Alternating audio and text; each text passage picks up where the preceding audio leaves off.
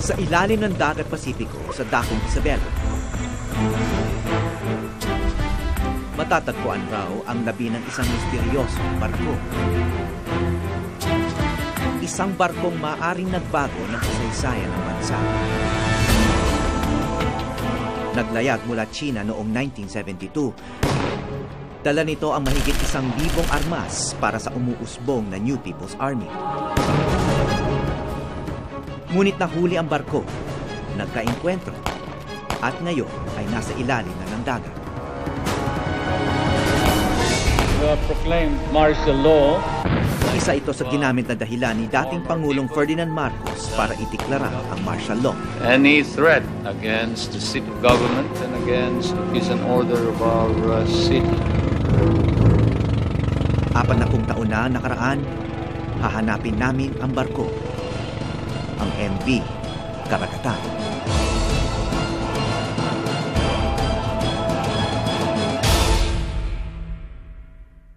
I would like to inform our people. Bago ideklara ang martial law noong Setyembre 1972, naganap ang Plaza Miranda bombing noong Agosto 1971. But to everyone's capability to meet any threat against the seat of government and against the peace and order of our Binomba ang city. proclamation rally ng Liberal Party na kalaban ni Marcos. 8 ang namatay at mahigit 100 ang nasugatan. Tinuro ng marami si Marcos habang sinisi naman niya ang mga komunista, ang NPA. Ang tumitinding karahasan sa lipunan at pangamba sa isang communist takeover ang naging mitya ng martial law. I have proclaimed martial law Na mag-aapat na taon ding anibersaryo sa darating na Setyembre. Nakita ng dekada 70 ang kasagsagan ng aktivismo sa bansa. Marami sa mga kabataan ang namundo. Sabi nga ng iba, si Marcos daw at ang martial law ang naging pinakamagaling nilang recruiter. by the Constitution of the Philippines. Marami sa mga lider ng kilusan noon ay ngayon patay na. Maikli lang daw ang buhay pag pumasok sa NPA. Ngunit may iilang buhay pa na marami pang naaalala.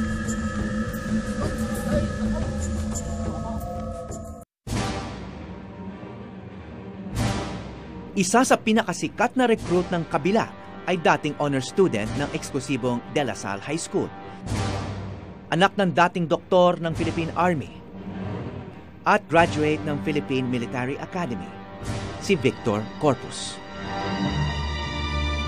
Basically, it's the realization na ginagamit lang kami bilang miyembro ng armed forces para protektahan, to protect and preserve the vested interest of a few against the interest of the vast majority. Kasabay ng pagiging lieutenant ng Philippine Constabulary at instructor sa PMA, miyembro rin si Corpus noon ng Kabataang Makabayan, ang youth organization ng Communist Party of the Philippines. Naging protege siya ni Joma Siso, leader ng Communist Party noon.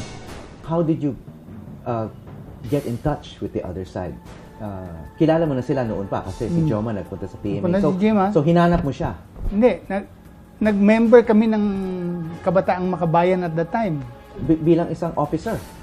Kadete. At PMA cadet kayo, sumali kayo sa Kabataang Makabayan. Hindi ba bawal yon? Hindi, wala pang bawal nun eh. Oh. Dahil hindi pa, it's only a nationalist youth movement at that time eh. December 29, 1970, habang nasa bakasyon ng marami, nilusob ng puwersa ni Vic Corpus ang PMA Armory sa Baguio.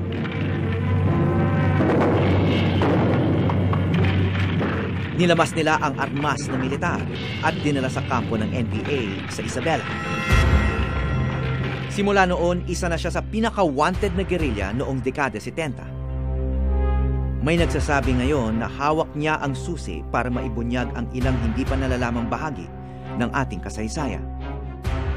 Si Corpus ang sasama sa amin sa Isabela para hanapin ang misteryosong barko ng NPA.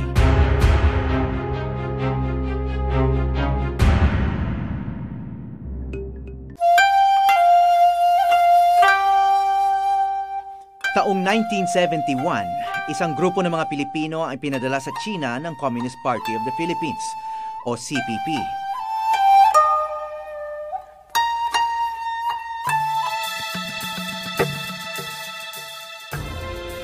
Inatasan ni Joma Sison, chairman ng CPP, si Ricardo Malay na sumama sa sensitibong misyon. Nooy 28 taong gulang, ngayon 67 na at matalas pa rin ang alaala. So nagpunta kami sa China with that, for that purpose to principally to get military aid from China, which it was giving to Vietnam. So si Joma envisioned the Philippine Revolution to be somewhat like Vietnam. Kaya lang, wala tayong land border. Unlike Vietnam, madali yun. Kaya naisip niya, the South China Sea. Doon, ang method was shipment sa South China Sea. Malaki ito kasi this marked the first time that China shipped weapons to the Philippine Maoist insurgency. Dating malakas na taga-suporta ng mga revolusyon, ang China ay pumayag magpadala ng armas para sa kilusan sa Pilipinas. Saan sinakay yung mga baril? Ang binigay ng China, so 1,200 M14 plus may mga supplies na bigas, medical kit, ganun. Di Karagatan originally was a Japanese ship, Kishimaru, no? Pinalitan ang pangalan ng Japanese ship at ginawang MV Karagatan. Yung team ni Vic Corpus, which was the NP-18 that was to receive the weapons, nanggaling yan sa west and they crossed towards the to the east do sa Isabela for the first time.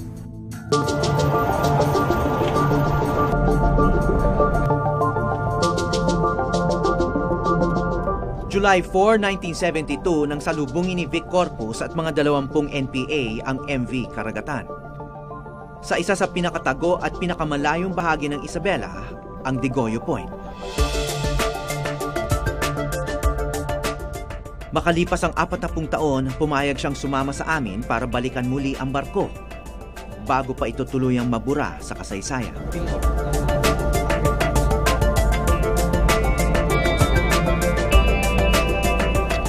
Bilang isang rebelding wanted ng gobyerno noon, naging matunog ang pangalang Vic Corpus. Kaya 4 na dekada man na nakalipas, may nakakaalala pa rin sa kanya rito. Yung MV Karagatan, nabalitaan nyo na yon? Ano yung pagkaalam nyo tungkol doon? Parang barko is yung nilabas doon sa PMA yung mga armas tapos sinakay yata sa barko gano'n. Ganun lang po yung narinig. Pero aywan kung totoo yung Commander Arthur Recia yung Victor Corpus. Marami kami mga alias.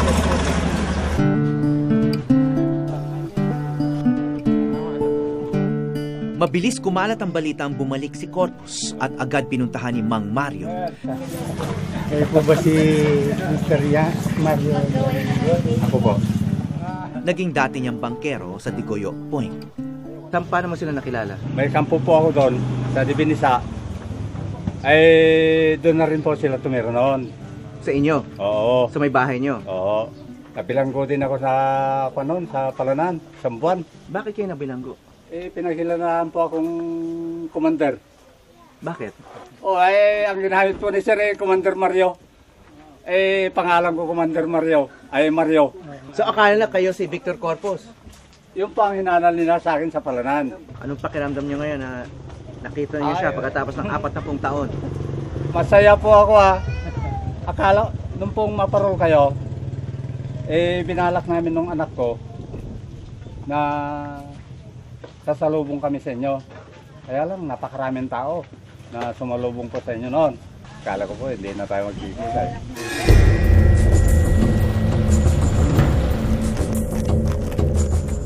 Unti-unting nagigising ang mga alaala ng malayong panahon. So mula noon, nakabalik na ba kayo rito sa bahagi na to? First time yung nakabalik ngayon? Minsan nang binagtas ni Corpus ang daang ito papuntang Isabela. pa nag-uumpisa. Pero di tulad ng biyahe namin ngayon, noon nilakad lang ni na Corpus ng 11 araw ang Sierra Madre para marating ang Digoyo Point. Saan kayo naglakad? Dito o mas mataas pa? Mas mataas pa? Bakit doon pa? Bakit hindi na banda rito? Dito kasi makikita kayo. Kasi mahaharang ka dito sa mga roads eh. May mga time na nagki-clear kami ng trail.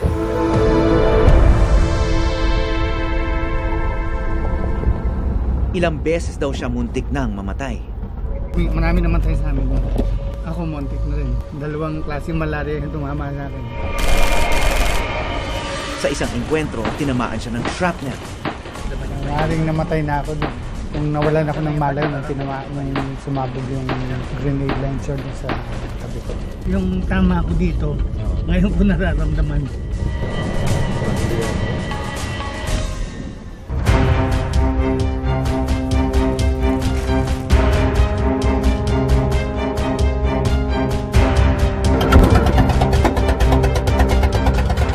Pagkatapos ng mahigit 12 oras ng biyahe sa lupa, ngayon pa lang kami mag-uumpisang bumiyahe sa dagat papuntang Digoyo Point. Tinatayang 6 na oras pa ang tatahakin namin papuntang Digoyo. Ito rin ang huling yugto ng aming paglalakbay tungo sa nakaraan.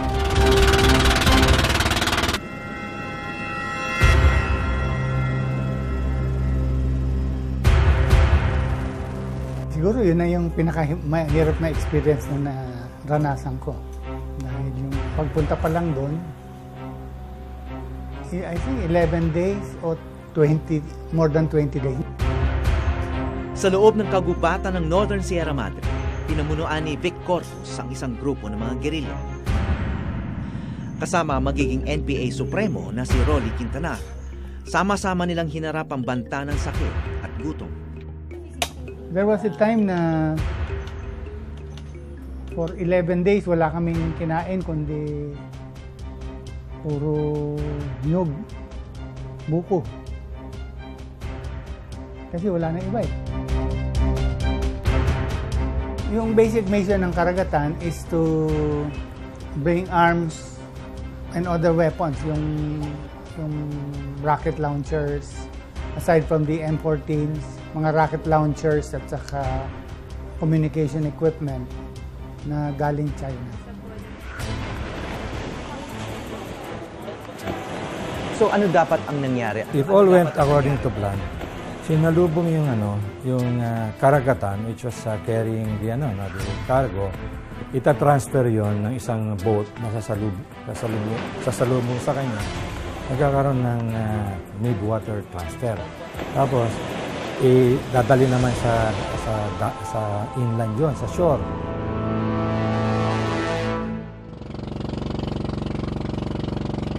Halos walang ipinagbago ang tabing dagat ng Isabela na nakita ni Corpus noong 1972. Halos wala pa ring katao-tao rito. Kaunti lang ang nakakaabot sa bahaging ito ng Pilipinas. Ito marahil ang dahilan kung bakit pinili itong kuta ng NPA noon. Kaya kami nabulagan ito.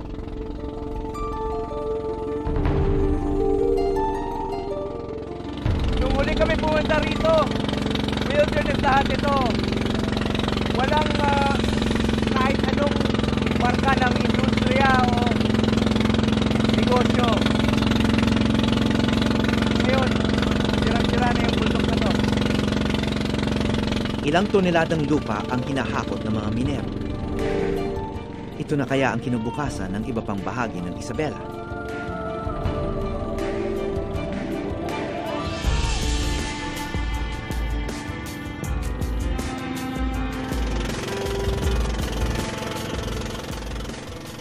Maliban dito ang kagubatang tinahak ni Vic Corpus at ang mga tanawing minsay dinaanan nila ay ang namana pa sa mga ninuno.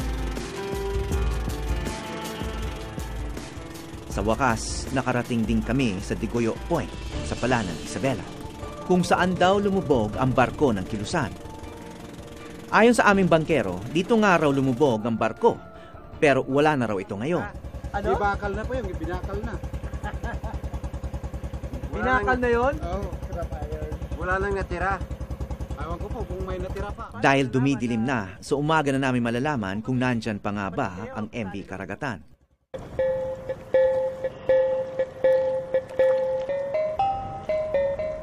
Unti-unti na rin nabibigyan liwanag ang kwento ng Karagatan.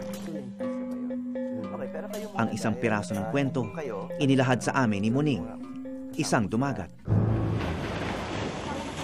Tapos nung dumating yung barko, anong nangyari? Nung dumating, yun ang binaba. Ano yung binaba? Yung mga gamit lang.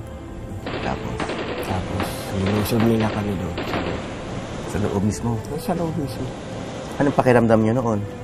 Aba, ay talagang parang kinigang kwan, lupa. Nakikinig na yayanap na kwan, nauga.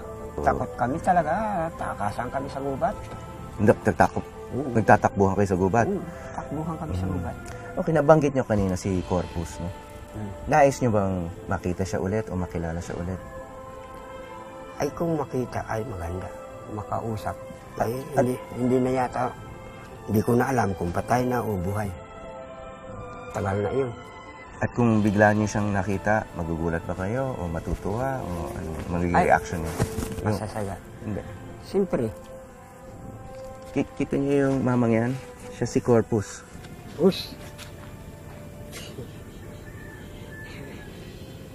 Iniwala ba kayo?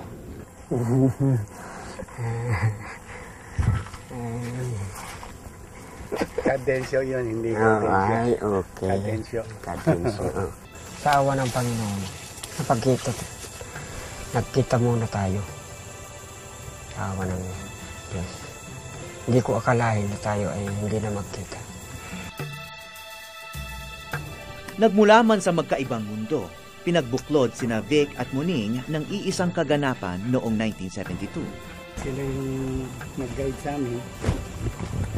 At kung walang guide, pagka wala ka sa gubat, mamamatay ka. Oo, mamamatay ka talaga. Dahil hindi mo na alam kung saan ka sumuot. Kaya utang namin sa kanila yung aming buhay. Tahimik mang naglayag ang MV Karagatan tungong Pilipinas. Isang di inaasahang pangyayari ang hahadlang sa misyon nito.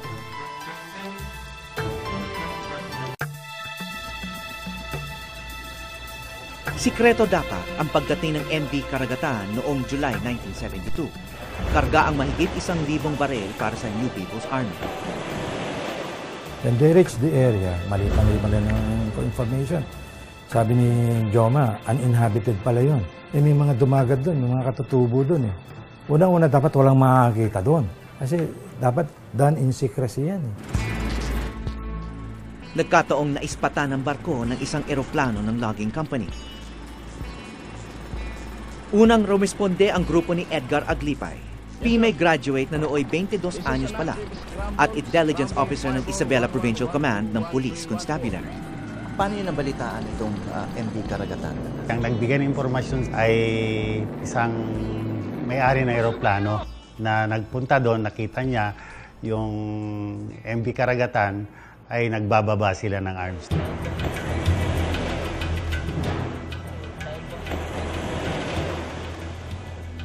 Tinake over namin yung ship. So kinaumagahan, nakita kami. Yung magliliwanag na nakita nila na nandun na kami sa at saka maliit lang pala, tagbot pala. So pinagbabaril kami. Pinagbabaril ang grupo ni Aglipay. Ang kanilang kalaban, ang dati niyang instructor sa PMA, si Victor Corpus. Mayroong mga nakapwesto ron, may nakapwesto rito. Tama, kasi pag nandito kayo, makikita nyo hanggang na doon namin lahat hanggang sa dulo. Eh yung M14 kayang tamaan pati hanggang doon Hanggang doon. Bagamat 40 taon nang nakaraan, hindi raw malilimutan ni Corpus sa mga bato kung saan nila inabangan ang mga sundalong naghahanap sa kanila. May mga tropa kami rito, dito, doon. Pero karamihan nakahilera dito. So dito kayo mismo nakapwesto? Oo. Naalala nyo pa? Naalala. Tingnan mo. Wala silang kokoberan. Alam namin na galing sa palanan yung tropa. Kasi yung bangka na ginamit nila galing dito nung nagputukan. And then we established an ambush position. May tinamaan kayo? Hindi. Ha? Lahat yung pumasok dyan. Nadali.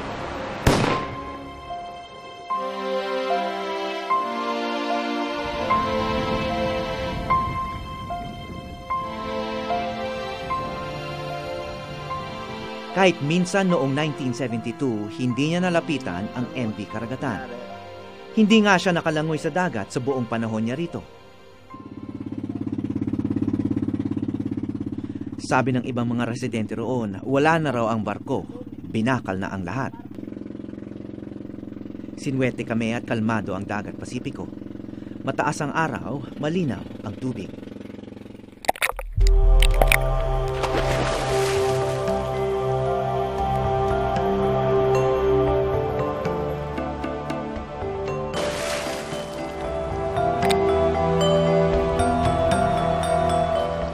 Sa mababaw lang na tubig, nakita rin namin sa wakas ang MV Karagatan.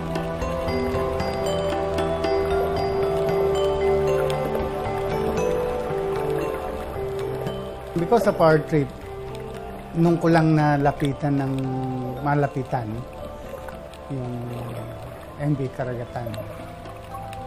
Nung nag-dive na tayo.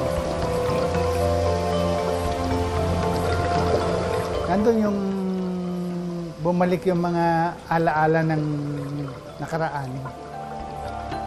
Yung butas na tinignan namin, mukhang yun, doon linagay yung mga armas. Yung mga corals na tumubo na doon sa barko. Magaganda yung corals na tumubo. Napakaganda ng wreck ng Karagatan. Dami na mga gandang coral yung tumutubo sa kanya, tapos ang ganda pa ng tama ng araw. Tapos para siyang playground, ang daming may mga pwedeng lusutan ng mga butas.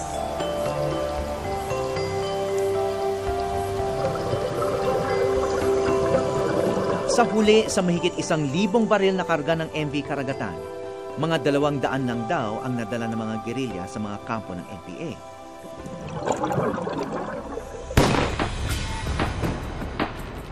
Dahil dumagsa na ang mga sundalo, ang karamihan ng baril ay iniwan na nila Victor Corpus at nakumpiska ng militar.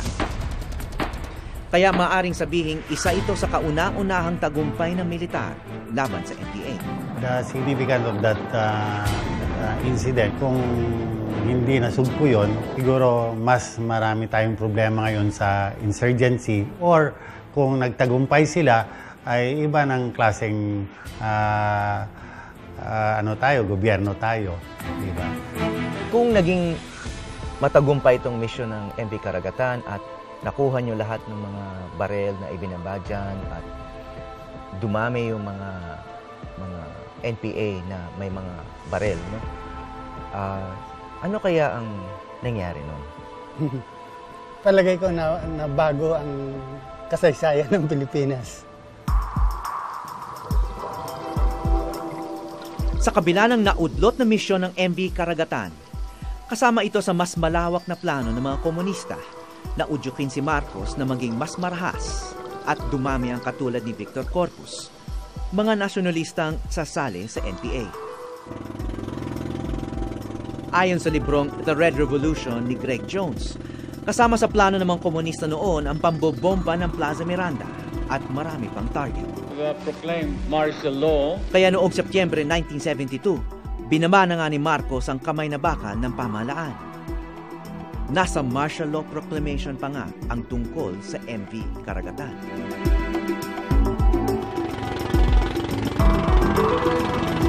Mula noon, natupad nga ang plano ng CPP at lalo pang dumami ang mga NPA. Si Vic Corpus tinuloy ang laban hanggang siya'y sumuko noong 1976. Kahit tinakwil na niya ang NPA at mga lider nito, ikinulong pa rin siya ng rehimeng Marcos ng 10 taon. Nang mapatalsik ang diktador, pinalaya siya ni Pangulong Cory Aquino noong 1986. Bumalik siya sa Armed Forces of the Philippines at paglipas ng ilang taon ay naging general. Lahat ng kasamang gerilya ni Corpus sa Digoyo Point ay patay na. At kaunti na lang sa kanyang henerasyon ang buhay pa para maikwento ang panahong nakalipas. Sa napakarami pang hindi nalalaman tungkol sa dekada 70, may isang maliit na tanong tungkol sa MV Karagatan na hindi pa malinaw sa akin ang sagot. Sino bang nagpalubog ng makasaysayang barko ng MPA? Wala akong balita. Kayo ba nagpalubog doon? Nakuha namin ang sagot mula kay Muning, ang dumagat na hindi na lumayo sa lugar. Alam niyo kung bakit lumubog yung barko? Nung nakita niyo bang lumubog yung barko? Oo, alam namin lumubog. Pero lumubog na lang ng bagyo. Nasa tabi siya. Lumubog siya dahil sa bagyo. Oo. Hindi naman siya pinalubog ng sundalo o Hindi. mga rebelde. Hindi. Lumubog na lang ng sarili niya. Lumubog, hinugot ng dagat.